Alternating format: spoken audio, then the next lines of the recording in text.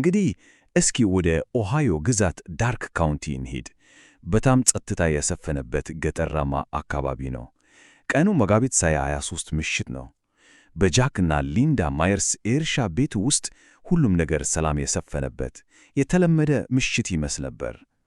እነሱ እና የ4 ዓመት የልጅ ልጃቸው ዳሚያን አብረው ናቸው። የቀኑ ጫጫታ ሁሉ ረግቦ ቤቱ ውስጥ የመረጋጋት ስሜት ሰፍኗል። ግን በማግስቱ ጠዋት ያ ሁሉ ሰላም ሙሉ በሙሉ ተናደ። ዳሚያን ትምህርት ቤት አርፍዶ ነው የደረሰው። ገና ሲገባ የሌሊት ልብሱን እንደለበሰ ነው። ልብሱ ላይ ደግሞ የደረቀ ደም አለ። የበረረው ወደ ቅድመ ትምህርት ቤቱ ገብቶ ለአስተማሪው የተናገረው ቃል ልብ ይሰብራል። እና ይሄ የአንድ ትንሽ ልጅ እንግዳ የሚመስል ምስክርነት ከጀርባው የከባድ ክደትና በጣም አሰቃቂ የሆነ የግድያ ታሪክን ይዞ መጣ።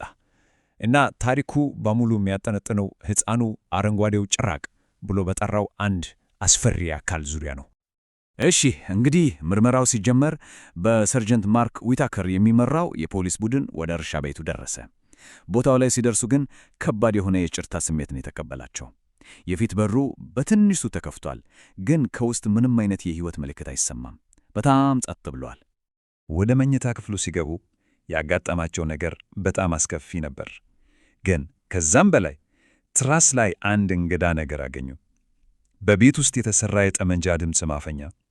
ይሄ ወዲያውኑ አንድ አስደንጋጭ ነገር ነው የሚጠቁመው። ገዳዩ በቤት ውስጥ ሊቀሰቅሰው አይመፈልገው ሌላ ሰው እንዳለ ያውቅ ነበር ማለት ነው። እና ይሄ ግኝት ምርመራውን ወዲያውኑ ወደ ሌላ አቅጣጫ ነው የወሰደው። አስቡት፣ ገዳዩ የዳሚያንን መኖር ያውቅ ነበር። ይሄ ማለት ወንጀሉ በዘፈቀደ የተፈጸመ ዝርፊያ አይደለም፣ በፍጹም። ይሄ የግል ጥላቻን መሠረት ያደረገና አስቀድሞ በደንብ የታቀደ ጥቃት መሆኑን በግልጽ ያሳያል። የፎረንሲክ ቡድንም ተጨማሪ ማስረጃዎችን ማግኘት ጀመረ። ለምሳሌ የስልክ መስመሮች ተቆርጠዋል። ቤቱ ስር ያለው መስኮት በኃይል ተሰብሮ ነው የተገባው። እነዚህ ሁሉም ያሳዩት ጥቃቱ በደንብ የታቀደ መሆኑ ነው። ከሁሉም በላይ ደግሞ በጥሬ ገንዘብ የተሞላ ቦርሳ ምንም ሳይነካ ተገኝቷል። ይሄ በጣም ቁልፍ ነጥብ ነው። የወንጀሉ ዓላማ ዝርፊያ እንዳልነበር ያረጋግጣል። እናም ከጎረቤት አንድ ወሳኝ የምስክር ቃል ተገኘ። ይህም ለመርማሪዎች የመጀመሪያውን ተጨባጭ ፍንጭ ሰጣቸው። ምስክሩ ምን አለ? የተጠርጣሪውን የተሽከርካሪ አይነት ጠቆመ። ከዛም በላይ ደግሞ ግድያው የተፈጸመበትን ጊዜ ገምቷል። ይህ ደግሞ የአሊባይ ማስረጃዎችን ለማጣራት በጣም ቁልፍ ነበር። እንግዲህ ምርመራው አሁን ወደ ወሳኝ ምዕራፍ የተሸጋገረ ነው። እናም መርማሪ ማይክ በርንስ በጣም ከባድና ጥንቃቄ የሚጠየቅ ሥራ ተሰጥቶ። ሥራው ምንድን ነው? ብቸኛውን ምስክር በድንጋይቴ ውስጥ የሚገኘውን የ4 ዓመት ሕፃን ዳሚያንን መጠየቅ። ዳሚያን በአሻንጉሊት ቤት እየተጫወተ በዚያች ምሽት የተፈጠረውን አስፈሪ ታሪክ ቀስ በቀስ መግለጽ ጀመረ። ምን አለ? ገዳዩን ያንን አረንጓዴውን ጭራቅ በራሱ መኝታ ክፍል ውስጥ ፊት ለፊት እንዳየው ተናገረ። መሳሪያ ደግነውበት ነበር። እሱ ግን የተኛ መስሎ ዝም ብሎ ነበር። እሺ፣ የመጀመሪያው ተጠርጣሪ ማን ነው? በእርግጥ የዳሚያን አባት አንድሪው ሃፍማን ነው። እሱ ግልጽ ምርጫ ነበረ። ከሊንዳ ጋር የልጅ የማሳደግ ጉዳይ ላይ የነበራቸው ክርክር በጣም ጠንካራ ምክንያት ይሰጠዋል። ግን አንድ ችግር አለ። አንድሪው በፍጹም ሊሰበር ማይችል የአሊባይ ማስረጃ ነበረው። እና ይሄ ምርመራውን ለጊዜው ወደ ዝግ መንገድ መራው። ሌላ ተጠርጣሪ ፈለገ ነበረባቸው። የዳሚያን አባት ከተጠርጣሪነት ሲወጣ ትኩረቱ ወደማይታሰበው አቅጣጫ ዞረ። ወዴት? ወደ ጃክ የገዛ ቤተሰብ። አዎ፣ ጃክ ከአንዱ ልጁ ጋር በገንዘብ ምክንያት ግንኙነታቸው በጣም ሻክሮ ነበር። ከሌላኛው ልጁ ጋር ደግሞ ለረጅም ዓመታት ተራርቀው ነው የቆዩት። እናም ምርመራው በጣም አስጨናቂ ወደሆነ አቅጣጫ ዞረ። አሁን ትኩረቱ በሙሉ በጃክ ልጆች ላይ ነው። እያንዳንዱ የቅርብ የቤተሰብ አባል ከዳሚያን አባት ጀምሮ እስከ ሁለቱ ወንድማማዎቹ ድረስ የራሱ የሆነ አጠራጣሪ ምክንያት ነበረው።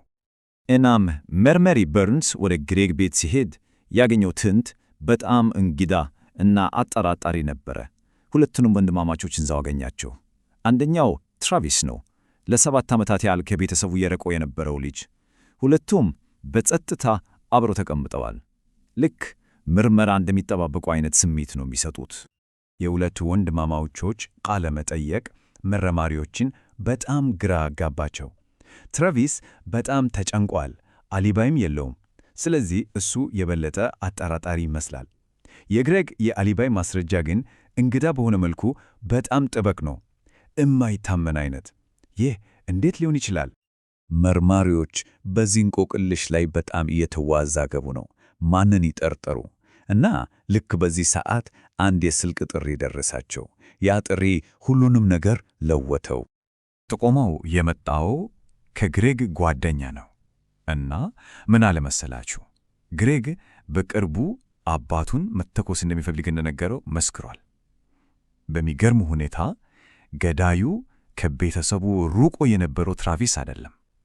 ከአባቱ ጋር ቅርብ ነው ተብሎ የሚታሰበው ግሬግ ነበር። እና ይሄ ጥቆማ ሁሉን ነገር አክረጃን ጋረገው። ፖሊስ አሁን የፎሬንሲክ ማስረጃዎችን ከዚህ አዲስ መረጃ ጋር ማገጣጠም ጀመረ። በዚያች አስከፊ ጠዋት በትክክል ምን እንደተፈጠረ ምስሉን መገንባት ጀመረው። እንግዲህ የግሬግ ቀዝቃዛና የታሰበበት የወንጀል ዕቅድ ይሄን ነበር።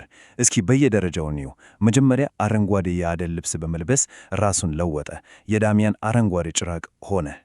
ቀጥሎ በሚኒቫኑ ወደ እርሻው ሄደው የስልክ መስመሮቹን ቆርጦ በቤት ውስጥ በሠራው ድምፅ ማፈኛ ወንጀሉን ፈጸመ። ከዛ ጫጫታ ሲሰማ ወደ ላይ ወጣ እና የገዛ ወንድሙን ልጅ ዳሚያንን አገኘው። ግን ተኝቷል ብሎ ስላሰበ ሕይወቱን ተወለት።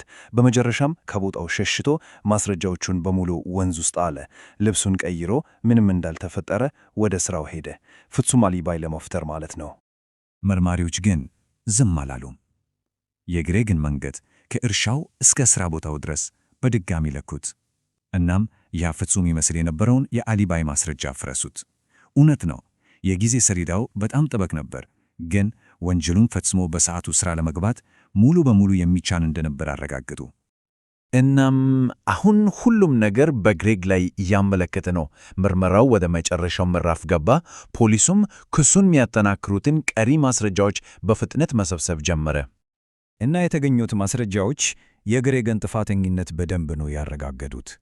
ከወንዝ ውስጥ የተገኘው የግድያ መሳሪያ፣ እርሻውን ለመውረስ የነበረው የገንዘብ ምክንያት እና ከሁሉም በላይ ደግሞ የዳሚያን አረንጓዴው ጭራቅ ምስክርነት፣ ሁሉም ነገር በማያሻማ መልኩ ወደ እሱ ነው ያመለከተው። እናም በእነዚህ ሁሉ የማይቃዱ ማስረጃዎች ላይ ተመሰርቶ ፍርድ ቤቱ ውሳኔውን አሳለፈ። ግሬግ ማየርስ በሁለት የነፍስ ግድያ ወንጀሎች ጥፋተኛ ሆኖ ተገኝቷል። ቅጣቱ የዕድሜ ልክ እስራት ያለ ምሕረት። ይህ ሁሉ አሳዛኝ ታሪክ ግን በተስፋ ጭላንጭል ነው የሚጠናቀቀው። ያንን አስከፊ ምሽት የተረፈው ዳሚያን ከእናቱ ጋር ለመኖር ሄዷል። በ2021 በተሰራ አንድ ዘጋቢ ፊልም ላይ እንደተገለጸው አሁን በጥሩ ሁኔታ ላይ እንደሚገኝና ከደረሰበት ከባድ ጉዳት እያገገመ መሆኑ ተዘግቧል። እናም ይሄ ታሪክ አንድ ከባድ ጥያቄ እንድናነሳ ያስገድደናል። የ4 ዓመት ሕፃን ብቸኛው ምስክር በሚሆንበት ጊዜ የአንድ ቤተሰብ ክህደት የሚተወው ጠባሳ እውነተኛ ዋጋውስ ምንድን ነው?